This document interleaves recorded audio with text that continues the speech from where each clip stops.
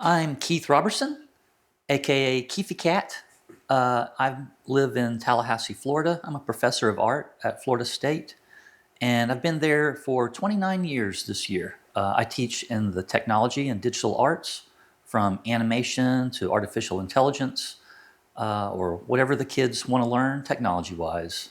For me, art is learning about the world. None of my art looks similar to each other. I don't have a look or a brand for my art. I My process is I usually get lured in or fall in love or curious with a technology, kind of like a magic trick. It's like, wow, what is that thing? And so I'll play with a technology or a new tool and end up trying to make art around that tool, exploring how a tool can tell a story or what makes that tool special in terms of its ability to communicate arts. And so that kind of connection to learning about the world through my art making, that really drives me. Azule has felt like home to me because of my family and my background. I helped my father build a passive solar house when I was a teenager. And my father really introduced me to arts. He was painting and found sculpture arts and things like that. So I grew up with him leading the way and showing me how to make arts and things and enjoying it. And so between building the house with him and doing artworks there at Cheaha Mountain in Alabama, that kind of got me going in this direction. I always wanted to be a mechanical engineer, but when I got to college, they told me that I was going to have to do calculus every day. So I decided to go over to the art department and make art without doing calculus every day. I was told when I was younger to do what you love. And I found that that can be true sometimes, but a lot of times you just have to have a job. And so a lot of times what you do and what you love doesn't match up with how you have to make money. So some people can do what they love and do that for money and base their life around it. A lot of other people can divide their time and do a job and do service to their community or something, and then have their art for themselves. And I kind of vacillate between those two modes of doing what I love, doing service for communities and helping others how I can, and falling in and out of love with technologies and my own art making process. Yeah, I'm working on a project for my sabbatical. My sabbatical project is called Appalachian Hyalozoic, which relates the history of the Appalachian Mountains to the emergence of consciousness in animals and humanity. And so this is a short film series that uses virtual reality, little photographic bubbles of spaces around the mountains, creeks, and mountaintops, and explores how those landscapes connect with our own consciousness. These are some examples of my earlier work, collaborations with musicians, using different AI systems to make music videos and explore those connections between the music and the visual possibilities. Here on the some of the things I've been shooting while I'm here use a 360 camera, so I can carry the camera with me, and I'm able to scroll back around, and so I can explore spaces, zooming in and out of them, and I can create my videos this way. But these can also be used for virtual reality so that you can see the entire sphere of video inside a headset or inside of a planetarium. So the Appalachian Hyalozoic film will be in a multi-format. So you can watch it on a video headset, you can see it in a planetarium, or you can watch it through an edited movie on a screen. So during my trip here, I've gone to dozens of places all over the region of creeks, mountaintops, things like the top of Paint Rock, and especially looking at the results of the flood and the chaos of the landscape has had on the human infrastructure. So almost every one of my spheres, there's a lot of broken debris hidden in the landscape. And I'm kind of including that in the work, that this destruction of human infrastructure is an ongoing nature process, and so it plays a big part in the film that I'm putting together now.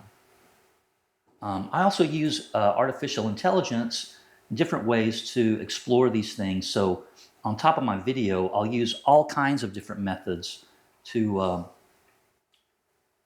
use the landscape and make dynamic kinds of animated clips, and kind of using the imagination to bring different kinds of elements to life. So this is a good example of some things of exploring just right around here on the campus of Azule, and exploring the architecture and the iconic elements like the car. So these are good examples of the kinds of explorations that I'll do that combine the actual landscape with the imagination and possibilities of consciousness. It was really screwy one. Like, some of the best clips are things where the tools just totally fail, and so I really like some of that, especially where technology falls apart, and you never know what you're going to get. So a big part of the process is experimenting and trying to break the tools. A lot of these are using text descriptions of what I want, but you can also use absurdist terms or sequences of letters and numbers, or all kinds of ways to get the AI to do unusual or just unexpected kind of results. So a lot of the fun that I have with the technology is just seeing where the tools can take me that I had no idea that would end up there. This particular piece premiered at a public exhibition with live musicians. We had 4 student musicians who were playing different instruments that went along with the animation. And so I really liked that piece where the live musical instrumentation was choreographed with the animated visuals. And that was one of my more favorite pieces that I've done with the AI tool sets. Yeah, I had a lot of fun doing these. And these are long too. These are, I think one was 15 minutes. Wow. The other one's 9. So they were big projects. Yeah. How long does that take to render? Oh, this one took about 2 weeks straight. Okay. Yeah. Wow. Yeah, most of these tools I wrote myself in terms of the AI systems.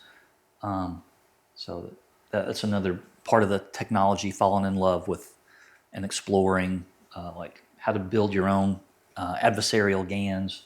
Like, that could be something to talk about. Like the AI systems that these are using, they're called GANs, generative adversarial networks. And how they work, one AI will create an image for you that you prompt it to, and its adversarial pair will look at it and say, no, that doesn't look right.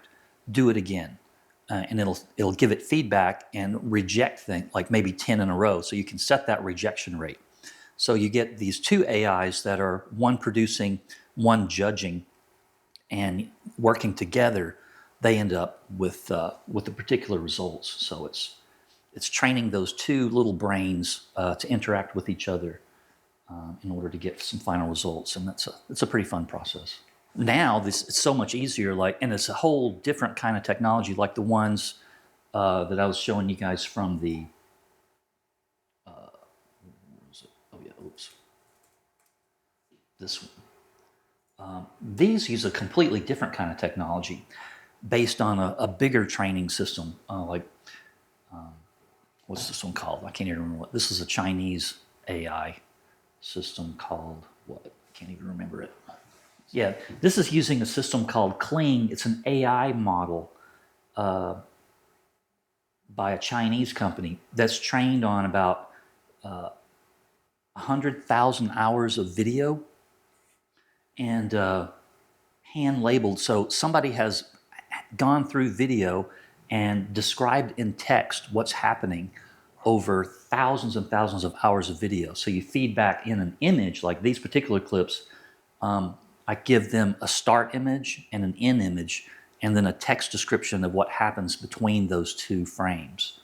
And so that way I can kind of build clips so that each keyframe kind of has an AI segment between them. So that's how I can make clips that that flow together a little better. So this is the main clip, and then, well, this one's a pretty hard clip, but each of these segments has a start image that I've generated by itself. So part of the process are generating the keyframes. So I go through hundreds and hundreds of different possible keyframes to find the sequences that I want, and then generate the video connections between those keyframes. So it's a fun process. This is just a clip from Google Earth, zooming in. And that's something I want to do too, is connect back with my Appalachian Hyalozoic project.